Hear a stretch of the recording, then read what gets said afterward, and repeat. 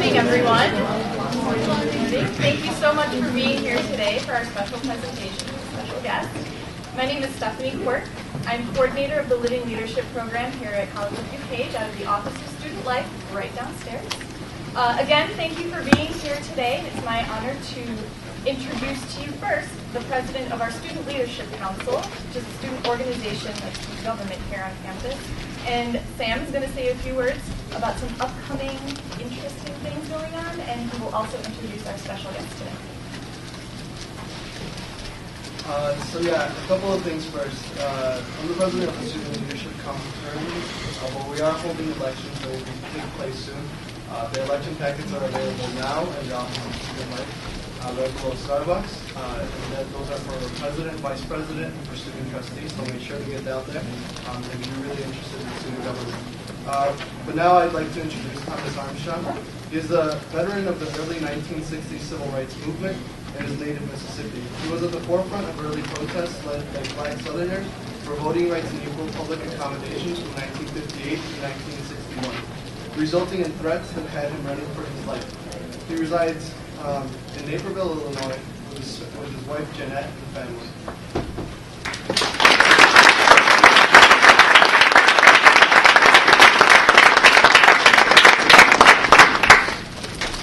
Thank you very much.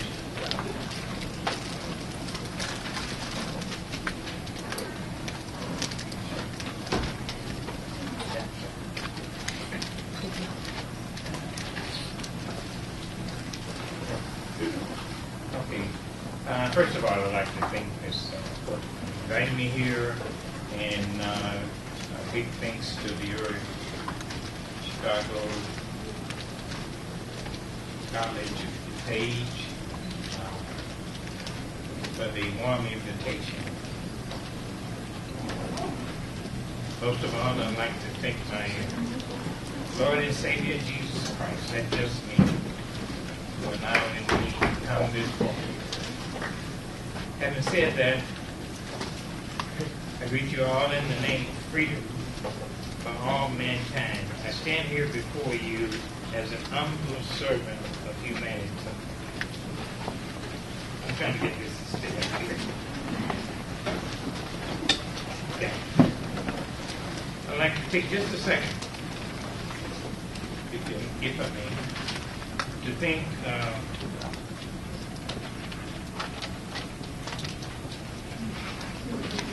Ms. Natalie Bell.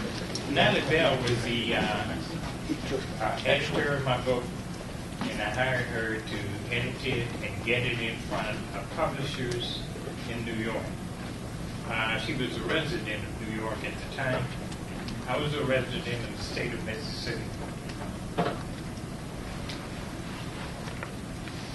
I was a resident of the state of Mississippi. It's not working. There we go.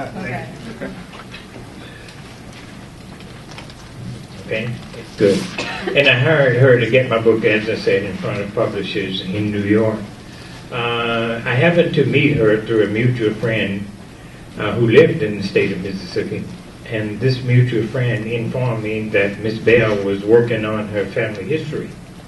And the mutual friend knew that I was working on my family history, and that was why I made the trip from Naperville to Mississippi. Now, come to find out, Miss Bell's family, her family lived 8 miles from where my family lived, and both families had the same last name.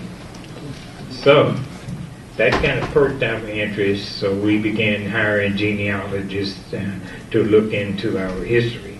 And amazingly, there were some interesting finds. Miss Bell I found out that she had a master's degree in journalism and communication, and a little light went off, because I had already written a manuscript.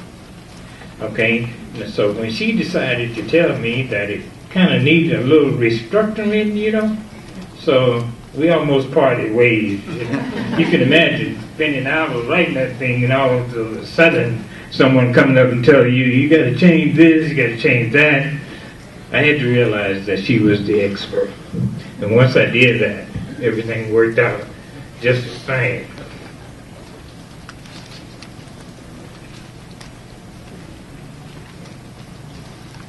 The book itself talks about my experiences working in the early days in the civil rights movement. It revisits my thoughts and feelings that I had as a teenager about relatives and friends who had been maimed at the hands of hate-mongering people. Lingering questions about those experiences would later motivate me to do what was then unthinkable. That is, to protest in the street the injustices of which black Southerners were being subjected. Ms. Quirk, you have to forgive me for a moment, but if I was able to do so, I would make room here at this podium for all of the many little people who participated in the movement. For you see, it was the little people upon whose shoulders I stand, and upon whose shoulders really we all stand today, that made the movement a success. It remains a tragedy even to this day that the story of what we call the little people still languish in invisibility. My name is Thomas Armstrong, and I was born between two small towns, Prentiss, Mississippi, and Silver Creek, Mississippi, in an all-black community known as Lucas. Lucas, back in the old days, 40s and 50s, had several little stores. They had a train depot, we had the post office, several buildings, a couple of gas stations, even though it was not incorporated. Now, Lucas was developed and created in 1807 by two gentlemen, brothers, who were carpenters and used to build buildings for their slave master. So they decided to set out on their own and create various little communities. And so that's how they created Lucas. And the reason for creating it was so that all of the young people of the citizens around, the black youth, would not have much interaction with the outside world or with other races. My dad was a logger. In fact, he had 5 brothers, and they were all in the wood business, wood cutting business. And they made a fairly decent living at it. All of them had 3 or 4 trucks, and they hired people from the community to work for them. So my life living in Mississippi was as good as you can expect, living in a segregated state. That young man right there, many years ago. My first recognition of segregation was when I was about 13 years old. You know, I used to like to listen to the blues at night, and when I was 12 and 13 years old. But my dad hated the blues. You know, he didn't want me to listen. Me and my sister and I listening to the blues for some reason. But anyway, I'd steal the old radio and put it under the cover and listen to it. At 10 p.m. at night, there was a blues radio show that came on, known as Randy's Record Mart, came out of Nashville, Tennessee.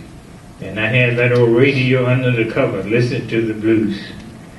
Well, I listened too long one night and I missed the bus. My high school was 5 miles away at Prentiss, Mississippi. And I walked down 1/2 miles to the center of Lucas community in Colorado to Prentiss. Now, that gentleman that gave me the lift to Prentiss was not going all the way to my high school, so he let me off in front of an ice cream parlor. But I walked over with my books and everything in hand and asked if I could get a vanilla ice cream cone, please. The guy behind the counter there said, he looked at me and said, "What's the matter, boy? Can't you read?" I said, "Of course, I'm reading all these books here." He said, "Well, look up there and read that." And I looked up, and sure enough, there was a sign there that said, "White only." He said, points with his thumb and said, "Go around to the side window." I go around there to the side running, and as I approach, there's a 50-gallon metal drum half filled with garbage swarming with flies. So I immediately turned and went the next quarter mile to school.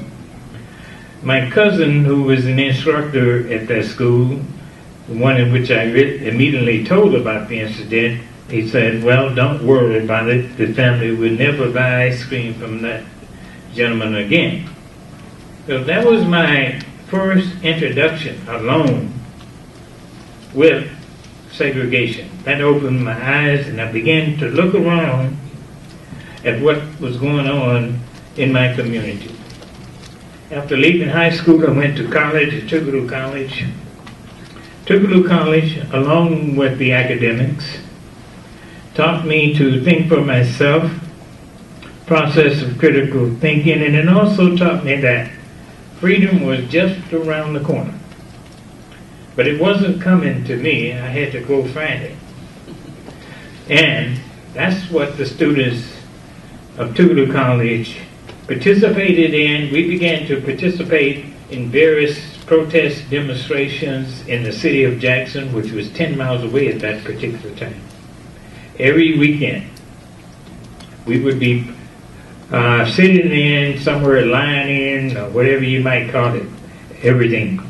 Now, we didn't do all of this arbitrarily. We didn't pick facilities arbitrarily. We did our homework. We picked facilities that did not hire blacks, for instance.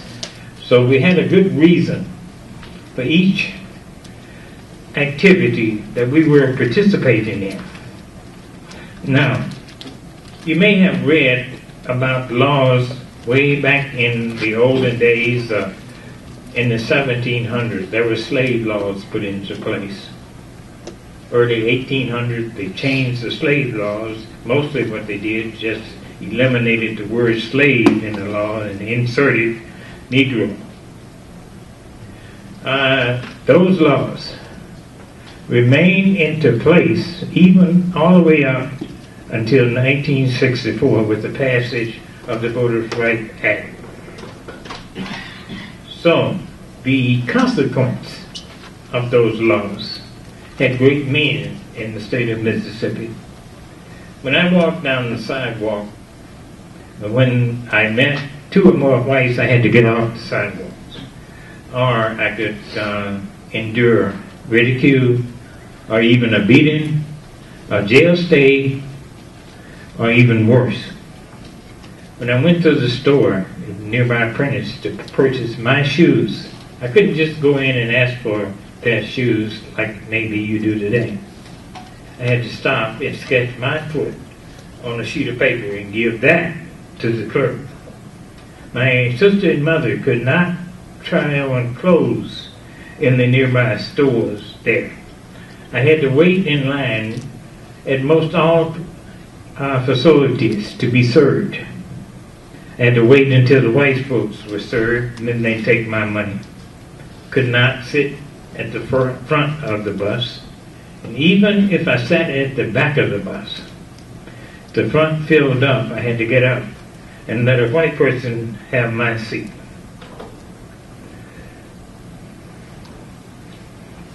The movie houses in Prentice, we only had one, the movie house there. Blacks were made to sit upstairs to watch the movie, while whites sat downstairs.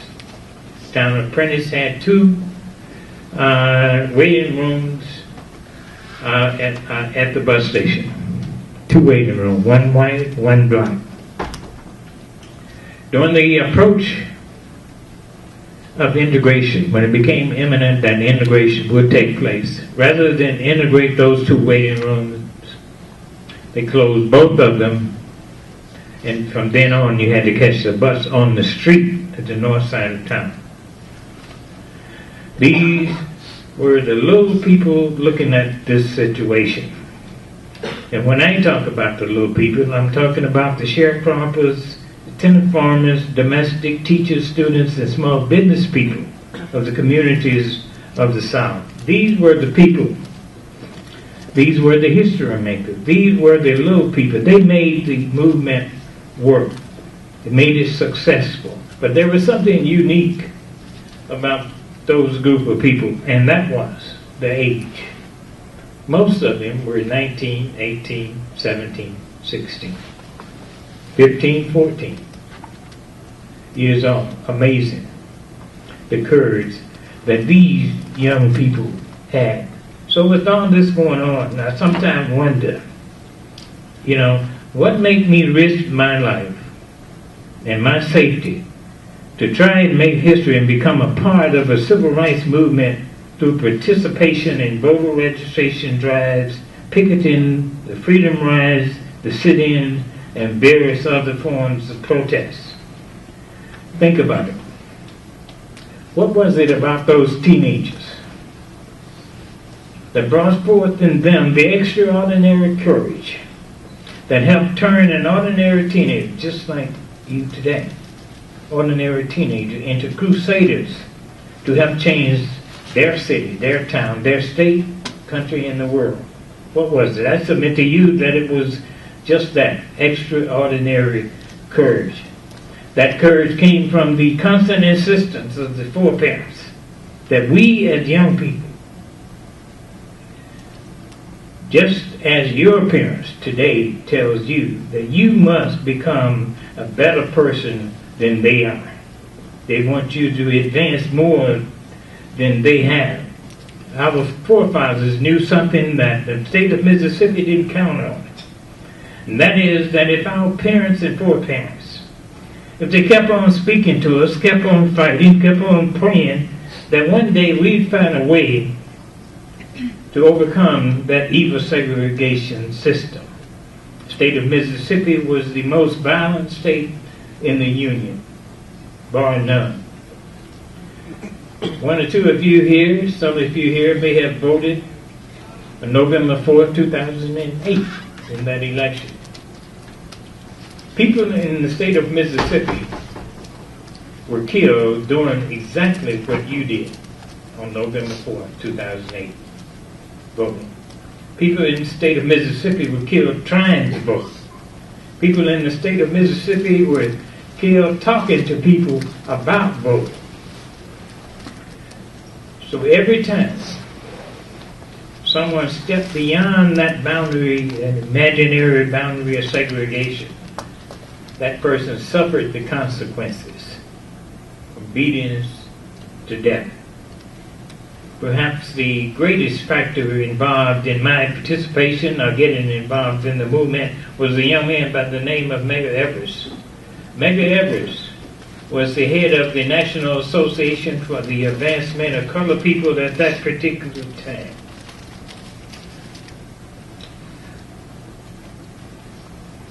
Before I get too far, that's the chapel at my college. That's where most of our civil rights activity meetings were held, in that facility. Medgar Evers, I met him first at a meeting, a mass meeting in the city of Jackson, Mississippi. He was the facilitator at that meeting. A schoolmate of mine and I went to Jackson that afternoon, Saturday afternoon, and found out that Medgar was facilitating that particular meeting. And he began to talk about all the people that were taken off the rolls of my county, Jefferson Davis County, in 1955. In 1955, there were 1,362 black voters in my county. In 1956, the following year, there were only 50. Okay? They had just arbitrarily removed people from the voter registration rolls.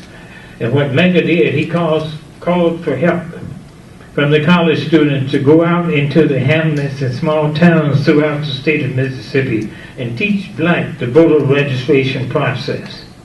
There was only one problem. You could get killed for doing that.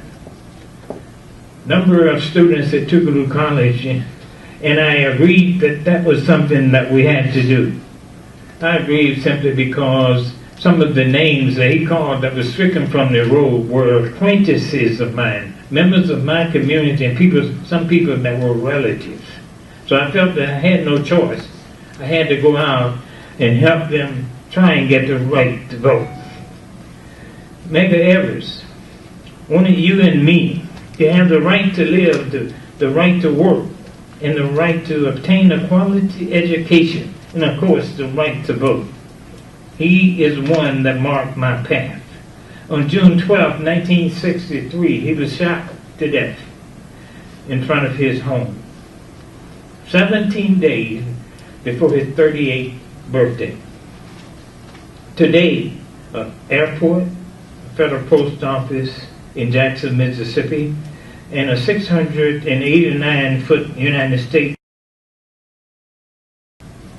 So we had all of this stuff standing in our way. We have all of these things and all of the violence hindering us. So, even with all of that, we decided that we had to fight back. And the fight really started basically back in World War I, continued to World War II, in all of the armed conflicts of this country. In all of those conflicts, black soldiers participated. But when they came back to the southern states, came back home, they were still second-class citizens. We began protesting in 1960 all over the city of Jackson, not just one particular facility. We protested in many places where we had students that would allow us to do so. We received direct threats for those protests and sit-ins and lie-ins and restaurants that would not serve us, and stores that wouldn't serve us, and stores that wouldn't hire blacks. It was an everyday thing. Believe it or not, there was an organization called the Mississippi State Sovereignty Commission. That organization was a Mississippi spy organization, sponsored and financed by the state of Mississippi.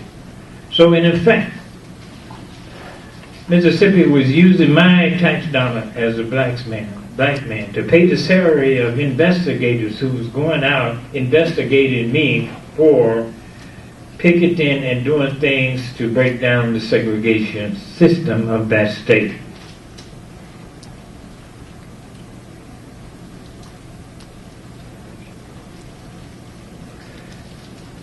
I'm having a little problem. And as I said, the community leaders, the war veterans, when they came back from the wars, they themselves still were second-class citizens. There was a college in the city of Jackson by the name of Millsaps College. Millsaps College was all white and wouldn't allow blacks to enter. We protested and picketed Millsaps College also. We had many boycotts in the city of Jackson. There were many threats. Many of those threats came from what we call the Ku Klux Klan. Those were the days in the early 60s where it took tremendous effort and courage on the part of the young people. You have to understand that most of the adult population had a lot to lose for participating in trying to gain their own rights, simply because once they became involved in anything controversial, they were fired from their jobs, therefore having no means to take care of their families, to work their particular farms or whatever the case may be. Many of the demonstrations, as you can see one there, were participated in by the students of Tougaloo College. The students at Tougaloo College, my college that I attended, made two dogs famous in the state of Mississippi. Those dogs were named Happy and Rebel. Happy and Rebel were known to be experts in tearing your clothes off. So you out there on the picket line, and when the police came, many times they brought Happy and Rebel along with them. So you had a choice: get your clothes torn off, get bitten, or leave. Most of the time, of course, we left. Voter restriction. It is my belief, personally, that no one in this country should be denied the right to vote, no matter what. No reason whatsoever to deny a person the right to vote. There's something wrong with rigging an election. There's something wrong with the process that we use in gerrymandering, redistricting, and all of that today. It is not transparent, and it should be dealt with. We need to get rid of labels, party affiliation labels, and deal with what is good and best for the people of this country, the common good. Ladies and gentlemen, the restriction of the right to vote should not be allowed in this country at all. Young man who was the principal of my elementary school in the all-black Lucas community was also the president of the county NAACP, the National Association for the Advancement of Colored People, a civil rights organization. So one day he was memographing. See, we didn't have the old Xerox machine that you see today. We had the old memograph machine. You had to crank the handle, and you produced the copy of whatever the sheet of paper you put into it. Well, he did that one day. He memographed on Xerox the announcement of an NAACP meeting. An informant saw him, reported that to the circuit clerk. He was visited that evening by the chief of police, highway department, the sheriff of the county, who all told him he could no longer teach in the state and he had to leave the state of Mississippi that night. Lamar Smith was a young man who was 30 miles from my hometown, was taking a handful of absentee ballots to the circuit clerk in Macon County, Mississippi, in the city of Brookhaven, Mississippi. As he walked across the line to go into the building, he was shot and killed right there at 2 p.m. in the afternoon, still holding on to that fistful of absentee ballots. There were 12 witnesses to that shooting. One man walked away covered in blood. Today, there has still never been a conviction in that case. Herbert Lee. Herbert Lee was a young man, was a civil rights worker with us. He was killed because of his voter registration activity. Strange thing about it, he was killed by a Mississippi state representative. That state representative never spent a day in jail. The following year, Lewis Allen, who witnessed the killing of Herbert Lee, was also killed because he did witness that shooting.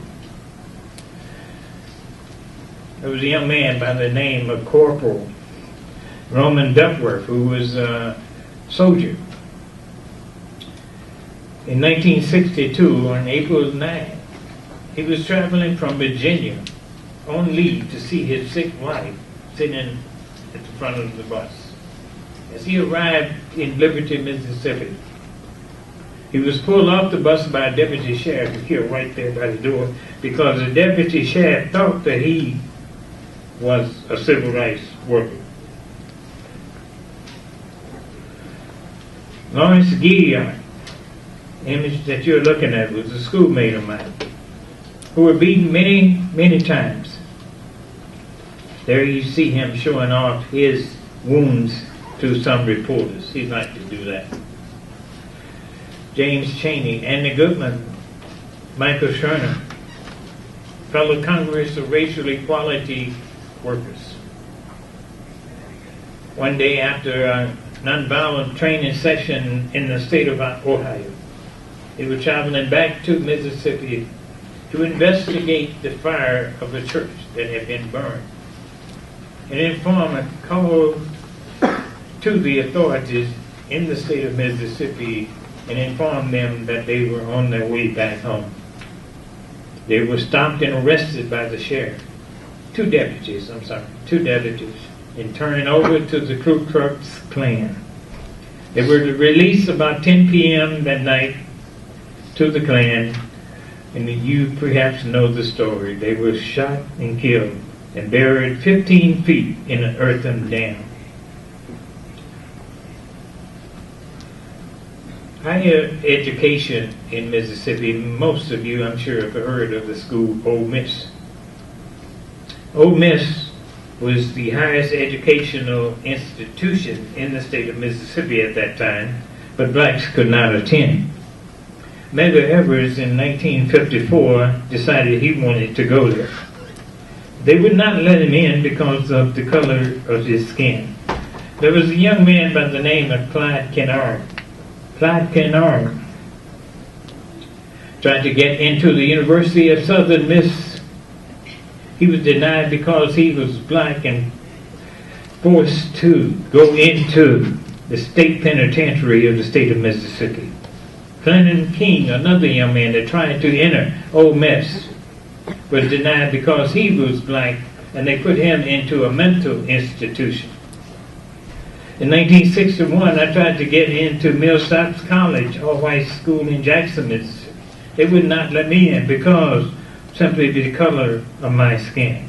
James Meredith that same year would refuse entry into the Ole Miss. However, the following year, with the help of 250 federal marshals, he was allowed to enter into this Ole Miss. There was a riot and 2 people died. Mississippi, I told you about Tougaloo College. What I didn't tell you was that Tougaloo College, where I went, was the only free place in the state of Mississippi. That was the only place that a group like this one could meet. It was illegal for you to meet. If you met anywhere else, all of you would be in jail. Okay. Eli Hartstetter, young man, a Caucasian young man who was a fellow student of mine. Eli tried to get into Millsaps 1 year after I did. They did not allow him in because he had once attended a black institution. You know, music. To us, music gave us courage. Okay? You don't hear songs that have meaning perhaps to you today as we had back then. One of the ones that I remember clearly was We Shall Overcome, when in 1959 Guy Caravan gave that song to a civil rights organization, and that song became our anthem. Blowing in the Wind by Pete Seeger. Pete Seeger was a folk singer that passed away in January. Tremendous man. Where have all the flowers gone? A Change is Going to Come by Sam Cooke, and of course, People Get Ready, The Impression. So I suggest to you, find yourself a song, a poem, or something that's going to mean something to you throughout life. It was a song that got us over the death of our leaders. It can sustain you in troubled times, maybe even through life. One of the young men, maybe some of you have heard of him today. His name was Bob Dylan. Bob Dylan in 1963 used to travel with us throughout the state of Mississippi, teaching guitar lessons to little black youth who had never seen a guitar. Bob Dylan, we admire him for that. We are happy to have had him and others, hundreds of others, internationally known entertainers, join our struggle. If you ask most people today about the freedom riders, most people would tell you it started in 1961, but they forget that way back in 1944, there was a young woman by the name of Irene Morgan. Irene Morgan, one day on her way to work from Virginia to Maryland, was pulled off the bus before she got out of the state of Virginia and thrown into jail. Now, the NAACP, a civil rights organization, became interested in her plight, took her case and followed it all the way to the Supreme Court, where she won. So what that meant was the U.S. Supreme Court has stated that segregation is now illegal in interstate transportation. The South said, we don't care. We don't care. We're going to follow our customs no matter what. But there was a young man in the city of Chicago by the name of James Farmer. He and 8 other individuals decided that they would create what was known as the Journey of Reconciliation. This was in 1947. And they rode down through the upper states. They made it as far as South Carolina, and they were pulled off the bus, beaten up, and put on the chains gang. Their organization, Congress of Racial Equality, decided that it was too dangerous for them to continue. So the riots were halted. It wasn't until 14 years later, in 1961, that 2 of those original freedom riders, James Peck and James Farmer, decided to try it again. But this time they were going down into the lower half of the South, through the states of Georgia, Alabama, Mississippi, and on into Louisiana. 2 buses left out of Washington, D.C., made 1961. One bus took the route through Birmingham, Alabama, while the other bus took the route through Anniston, Alabama. The bus that went to Birmingham, they pulled them off at Birmingham and beat them all up.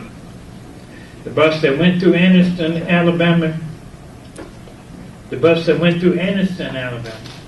firebombed that bus.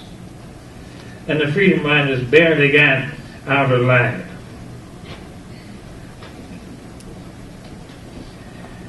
Congress of Racial Equality stopped that riot also for being too dangerous. But there were students in Nashville, Tennessee.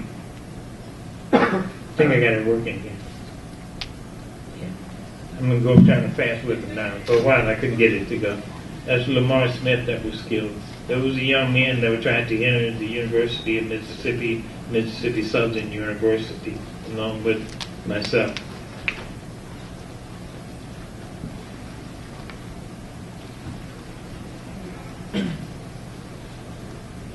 When those Nashville students boarded the buses in Anniston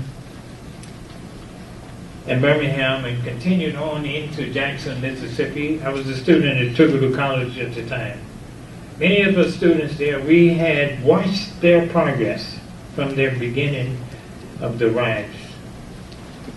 And when the rioters came into Jackson, the police had made the governor of the state, Ross Barnett, had made a deal with Robert Kennedy that to avoid all types of violence, that they were going to arrest the Freedom Riders right away. And they did just that. They marched them off the bus right into the paddy wagons. Okay, now, students at Triple College were watching this. And we knew that once you went into a Mississippi jail, there was no guarantee you was going to come out the same way you went in, mentally or physically. So we felt that we had to do something because we believed, honestly, that some of those freedom riders were going to be killed in Jackson. And we believed that because many of our fellow students, many of our fellow protesters had gone into jail and had been beaten up multiple times simply because they were trying to fight for their own freedom. So a young lady by the name of Mary Harrison and I decided that what we could do, perhaps to guarantee the possibility of nothing happening to the freedom riders, was to get into jail with them. The reason for that was because 2 nights before, the governor of the state of Mississippi had come on TV, and he had stated that all black folks in the state of Mississippi was happy as a lark. They were just happy to be there. And if it wasn't for those outside agitators coming into our state and making trouble, everything would just be hunky-dory here. Made Mary and I mad. Because we knew that that was not the case. So, June 23rd, 1961, Mary and two friends of ours decided that we would get into jail with them because we were not outside agitators. We were born and raised there in the state of Mississippi. And we said, well, we had to stop the governor's mouth on this issue. And so we went down to a Trailway bus station in Jackson, Mississippi. We had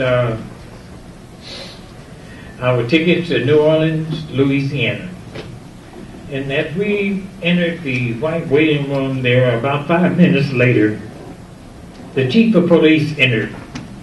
And the chief of police said, you don't have to leave. So we said, why? Because we have tickets to New Orleans. He said, well, that doesn't matter. You still have to leave. You're disturbing the peace. We said, what peace? We haven't even said anything to anybody. He said, that don't matter either. You're under arrest. They would not even allow us to go out and sit on the bus. So that's how I became involved in the Freedom Riders.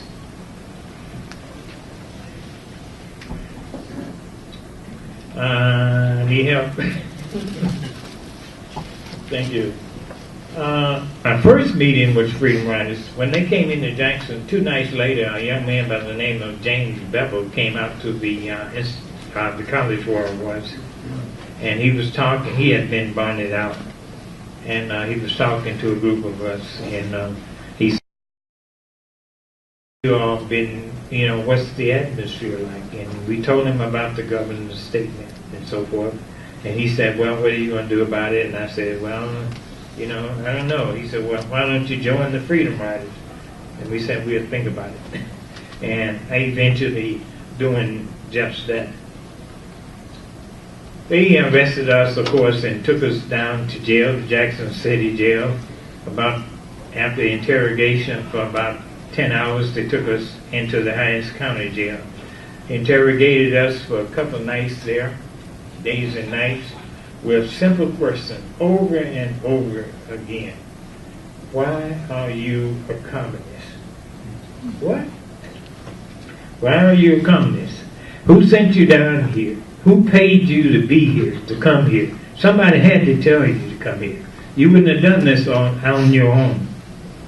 So after we got through talking about the governor of our state, they would sometime quickly throw us back in the cell,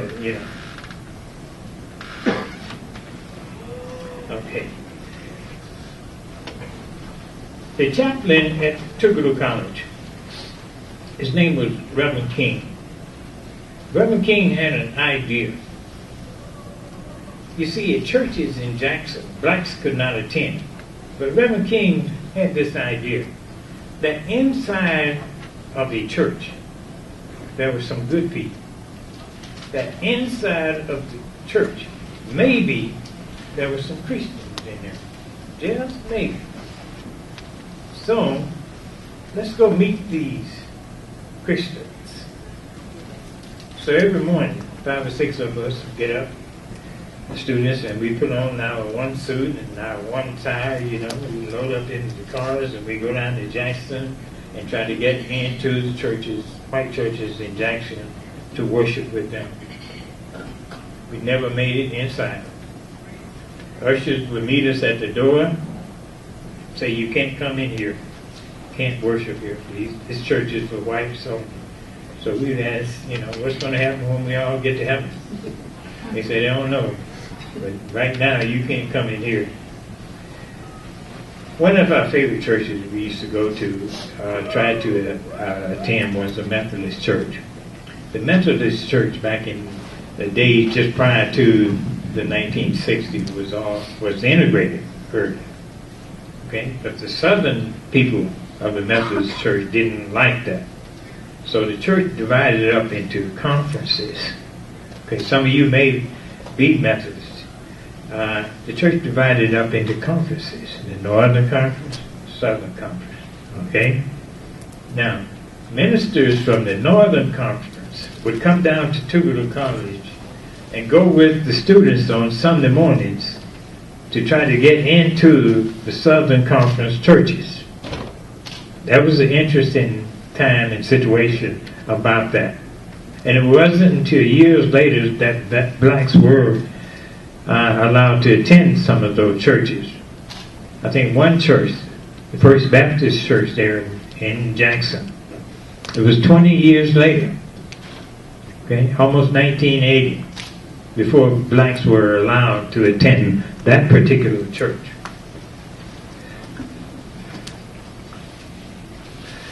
Can you do it again? The pictures that you saw up there were, that picture were, I have some on the table also. Those pictures are pictures of strategy sessions that we were having in 1961. Every Friday night we'd have a strategy session meeting about what we were going to do Saturday morning. One of the things about those pictures up there that you will see is that nobody is smiling on those pictures. That's a Friday night. And Saturday morning, you may be dead. So those were serious meetings and serious times. There's an organization, there's a city called Macomb, Mississippi. Macomb, Mississippi is on the south end of the state. I was sent there on December 1st, 1961 to pick up some freedom riders that were coming in from the state of Louisiana. Another college schoolmate of mine and I, we did as customarily. We met with the chief of police of the town, Chief Guy. And Chief Guy informed us that he would not offer us protection for the Freedom Riders nor for ourselves, and that we were on our own. But we expected that. We didn't expect help from any law enforcement agency. The FBI would not help us. They just stand there and look at you get beat up and make a report. But that particular day, as we left Chief Guy's office, he walked with us the half block to the bus station. That time the bus came around the corner. Chief Guy left my friend and I, MacArthur Cotton and I, he left us and went into the pool hall. Something strange about the street at that time. There was nobody on the street. For that entire block, there were 2 policemen on the street. We made note of that. And as the Freedom Riders departed the bus in front of the station, they walked inside the white waiting room there. My friend MacArthur Cotton went in with them to let them know that we were there. I stayed outside to monitor the situation there. About 4 minutes after they entered that waiting room, the doors of all the adjoining facilities opened up, and people just flooded out with bricks, bats, sticks, rocks, and everything else they had taken in with them. And they came out rushing toward what I thought was the door, the entryway to the bus station. Now, I was standing there. However, 3 doors down was 3 Time Life photographers. And the mob just passed by me, went just 3 doors down, and beat up these 3 guys that had come down to record the event.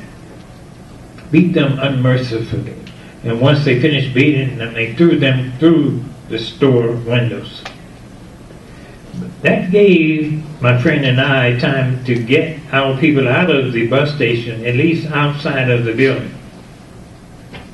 To our surprise, as we were pushing the Freedom Riders into the 2 cars that we had, Chief of Police and 2 other policemen came up and guided us through the mob, and we were able to get out of there. Now, one of the things, here again, that was one of the times that song came to me. And I wasn't kidding about that, because, you know, I wanted the Lord to take my hand and just lead me out of there, because a few people were really getting beaten up. We only got several licks, you know. I wouldn't really call it a beating, but we were just lucky to get out of there. And my mother had always told me that, you know, your grandmother and your mother, everybody's a Christian right here, so nothing is going to happen to you out there. I said, okay, Mom, we'll see. But anyway, situation just like that. I had to call my mom when that was over and said, Mom, it worked again. I just came off the line. So you here today, you want to be leaders. I'm not here really to tell you a lot about how to be good leaders. But what I am going to tell you is that most is in your heart and your head. I'm going to tell you how not to do it. It is not right to have a tax the poor, help the rich policy. That is not right. It is not right to cut Medicaid to 600,000 people of the South. It's just not right. And it's not right to maintain the imperative of the criminal justice system. It's sinful. It is sinful to take control of the body of women and give that control to old fogies sitting in Washington, D.C. That's just not right. You have a lot of work to do. You have a lot of work to do. It's not right to continue to kick poor people when they're down and throw them under the bus without even the bootstraps to pull themselves up. And it's sinful for our elected officials to support themselves with welfare and health care system while denying those same type systems to the poor. That's just not right. So you see, your work is cut out for you. Your work is cut out for you. There's something wrong with rigging the elections. There's something wrong with our gerrymandering processes. They're not transparent. There's something wrong with creating that which is against the welfare and common good of the people, and then convincing people to vote against their own interests. That is wrong. That is wrong. And you're going to change it. We need to make our Constitution meaningful. Your moral compass is determined by how you treat the poor, the least of these, the invisible one, and the people at the bottom of the economic ladder. Don't allow yourself to be coerced to the back rooms to make deals that hurt poor people, the sick, and the infirm. All leaders in this room, you should realize that you will not lose. You will not lose if you reach out to help somebody. You will not lose, no matter what people say. Reach out. Young people, you're not a loser. If you study hard and get excellent grades and strive to be the best leaders that you can be, you're not losers. You're winners. You're winners. A bully never wins. He allows himself to fall farther and farther in the pit of destruction. We, you and I, can break the chains of mass depression. We can heal our sick, and we can educate our children. We can stop the need for drugs coming into our community. We can create enough jobs for our people. You can make a difference, young people. You can make a difference. I know because we did. Young people in the 1960s, not unlike you, just like you. Just like you. We went out and changed that state around. Right now, Mississippi has more black elected officials than any other state in the union. Because of people like you. People just like you. You have within you the light of freedom. You need to let that light shine all over America. In fact, all over COD. If you think you see and know something wrong, you know, there are a lot of people trying to answer the question, where do we go from here? They get hung up on, they want to throw a lot of philosophy into the question. I submit to you that it is a simple question. It is a very simple question. You go where the problems are. Wherever the problems are, that's where you go. The only problem you would have is deciding what problem to attack first. You go where the problems are. You can scatter the seeds of hope instead of hate. You can scatter the seeds of mercy, the seeds of justice and love. In your quest for peace, stand firm with your beliefs, speak louder, pray stronger, and vote greater. Ladies and gentlemen, we are the captain of our souls. We can change things, you and I. We can do it. Believe in yourself, and you can change the world. Peace is just around the corner. Please go find it. Thank you.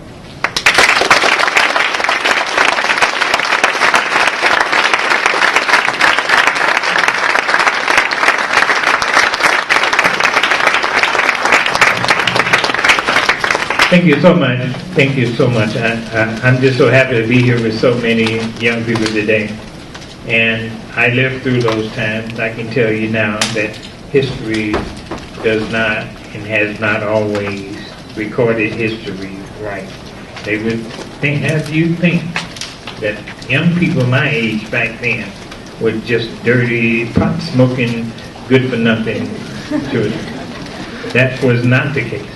I know that was not the case. I know because I was there. Okay? So I'm here to answer any questions that you may have today. Anyone have a question? I have a question here. Yes, please. From your talk, it seems to me that what happened in 1960s and 64 during the Civil Rights era is similar to what is going on in the world today, because even in South Africa, I mean, the similarities are so similar. And when you look at people in Europe, what they're facing right now, right, and what you went through, it's amazing. It's a correlation there that I don't think that we're aware of. But hearing what you just said, I can see history repeating itself back maybe 40 years ago, and we're in 2014. Well, it's more than 40 years. Let's say 60 years ago. But I'm asking you, do you see the correlation with what's going on now in Europe, in South Africa, in reference to what happened to you back in the 1960s? All over the world. Yeah. What's going on all over the world? There's a correlation. Injustice is injustice, no matter where it is. Wrong is just wrong where it is. The fight goes on, and it's never ending. You can't just sit there and do nothing today. We have to keep fighting. We have to keep fighting. There are too many people who depended on you out there. The poor, okay, the invisible ones. They all look to you. They all look to you. They look to us. So we have to be there for them. Just like freedom fighters, organizers were for those people many years ago and in many other countries. And someone else? Yes, yes, ma'am. What was your major source of strength to overcome everything that you went through? Looking at the disparity, it began by my looking at the disparity of my community in my county of Jefferson Davis County. I saw you would consider my position as a young man there as being halfway well off because of my family. And as far as black people went, there were so many others who were sharecroppers, who didn't have food to put on their tables, and who didn't have money to support their families, all because they spoke up, and trying to change them. That's what motivated me.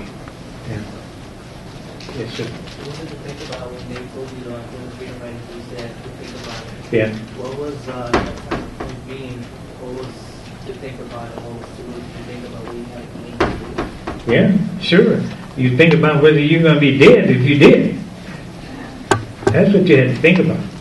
But that, not in just that situation either. In many, many other situations. When you, each Saturday, Sunday morning, we walked out on the picket line. We didn't know if there was some nut was going to try to run us over with a car, throw a brick and knock our brains out, beat us up. Many of my school and classmates beat many times simply for sitting at a lunch counter, walking on the picket line. That's the sign of the times. That's how bad it was. Yes. Anyone else? Yes, ma'am. Seeing as to how the world has changed over the years, Yeah. how do you compare the youth of today? How is the youth today compared to how you were as a youth before? In your opinion. A lot of adults today won't allow you to come into their world. They think that you are immature. They feel that you don't know enough. You don't know what's going on. Okay? So, what are you going to do about that? You going to let them be right? Okay, so you got to speak up. Just like the people, young people your age in 1960, they did. Those young people got out there in March. You know, every day, 70,000 plus strong. You know, so you got to continue to speak up. Yes, yes, ma'am. Kind of stemming from her question, did you think that the elder freedom riders were treated with a little more respect than the younger? Or, By whom? by anyone that you would encounter? No. No, the elder got beat up just like the young people did. We were all in the same boat. I mean, we were in the same boat. Yeah, they beat us up. It didn't matter. Women, tell you one thing though, they did kill women less frequently than they killed men. As organizers in the state of Mississippi, what we would do, we would always seek out the females, okay, of the family to go out with us on projects and so forth. Because we knew, we felt strongly that they wouldn't kill the female as fast as they killed the males. That's kind of hard to say, but that's the way it was. Yes, ma'am. I'm sure as many different people were organizing, my question is, were there different thoughts in how to address some of what you knew you would encounter, and if there were different philosophies on how to address it, how did you get on one page? How did you get on the same page? Yeah, through nonviolence, and but there is a catch to that also. The nonviolent training, you have to remember, we had a lot of help coming in, even way back as far as early 1960. There were colleges from the north who were sending students down to us to see what it was like in Mississippi. Many people from Yale University, Bryn Mawr College came to ride around. You made me think of a story. Came to ride around with us to see what it was like. I was going to a voter registration class to teach a class in one of the small towns, and I had 3 Yale University students in the car with me. And the young man that was sitting in the passenger seat, it was a summer day, so it was short sleeve shirts and so on. He had his arm out the window as we were driving down the street, and as we approached this town, I kind of forcefully told him to take his arm back inside the car.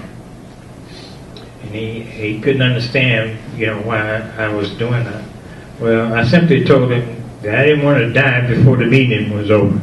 When they had the meeting first, then he could do what he wanted to do. Because the police, had they seen us, They could have arrested us right there. They arrested us many times, just simply riding in the car with people of different races. Many times I would lie in the back of the car, just not to be seen if my white friend was driving, or if I was driving, he or she would. That's just the way it went. Yeah. What would you probably, when you've been through in your experience, seeing, people pass away and such stuff, what would be probably the most valuable lesson you got? I mean, standing where you are today, people that you knew didn't get a chance to, standing where you're at today, what would be the most valuable lesson that you probably Yeah. I think one of the most valuable lessons would be that there are good in all people. Okay?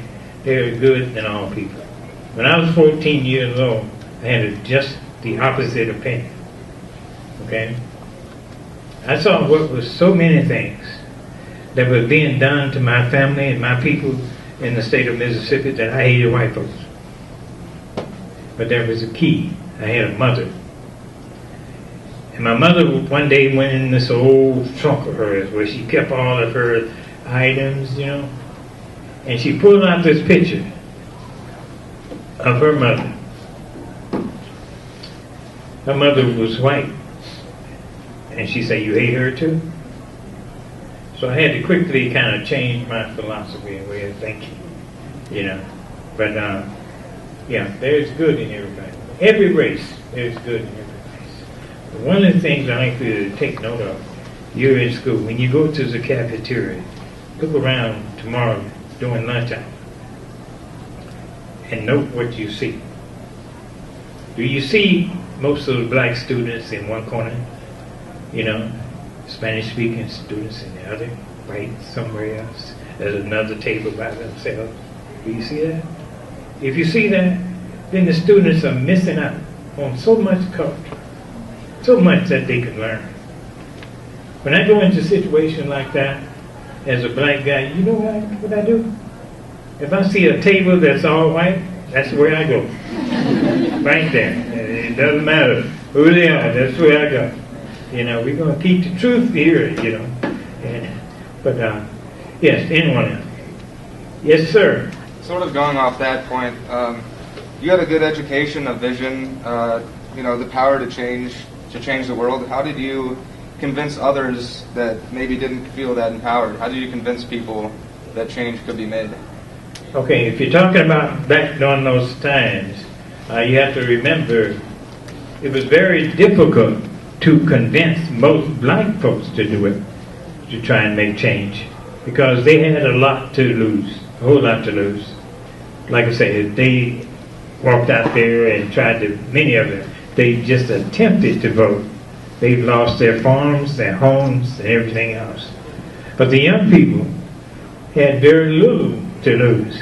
So it was up to us to do what we could to try to make those changes. And I think they did a good job too. Yeah. Someone? It's your last chance. I'm here. So whatever you want, I'll stay here till you stop asking questions. Yes, sir. Do you think there is a unifying factor for all people and all of humanity that kind of unifies us and brings us together? Like a term of some kind? Or? If you talk to people, you will find that there's one thing, more than one thing actually that does that. But what you will find is you and I want the same thing. Justice, peace, freedom, love. And nothing good that you want that I don't want. Same here. So why can't we come together? And if we change things, I was in negotiation for 30-something years for the Postal Service. And I take these negotiation classes, Now, look what's happening in Washington, D.C., in Congress. Now, there's a way of doing it. If you are for the common good of the people, Everything you do should be directed toward their welfare. That's on both sides, no matter what label you have on you. You know, if you both are doing that, then you can work together. You can always work together. But they're not doing that. They don't have the people that are. You know. So, like I said, yes, we all want the same thing. Yes, sir. Yes. Are you still in touch with any of the other freedom riders or students that you knew in college? I participate in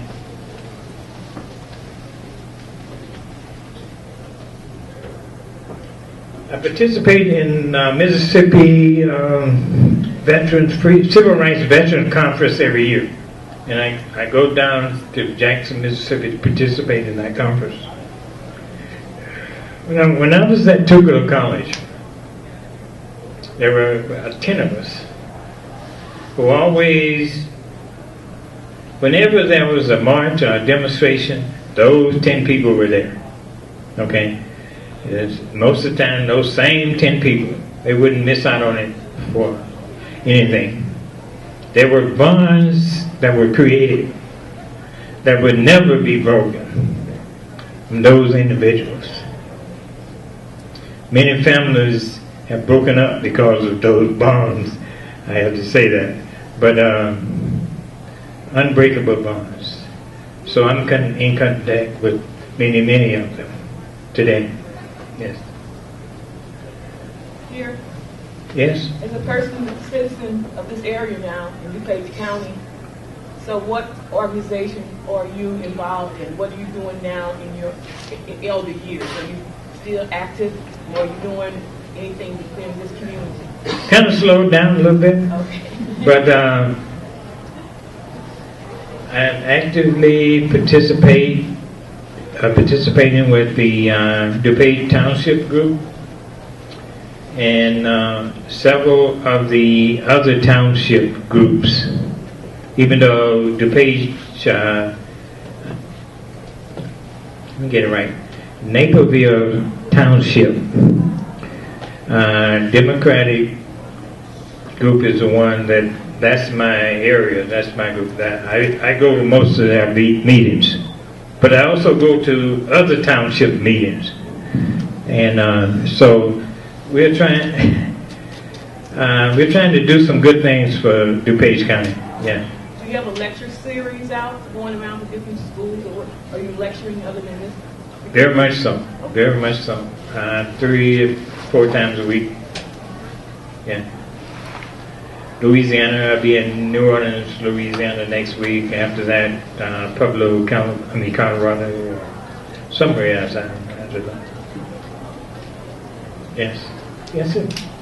Going on this question that you were talking about being sanitation, what would you say would be some of the, maybe you could just say some of the 3 characteristics, that 3 main characteristics that someone needs in order for, if somebody wants to lead a big crusade, what would be the main 3 things that you think that person would need? The president? No, the president. What would be 3 things, like, for what you were saying about, Yeah. big crusade, right? Mm-hmm. If you're trying to do something like that, what would people look for in the main person that's leading that crusade? What are the main things that you can find out? First of all, you need to be a good leader. You need to have the people of your community in mind. For his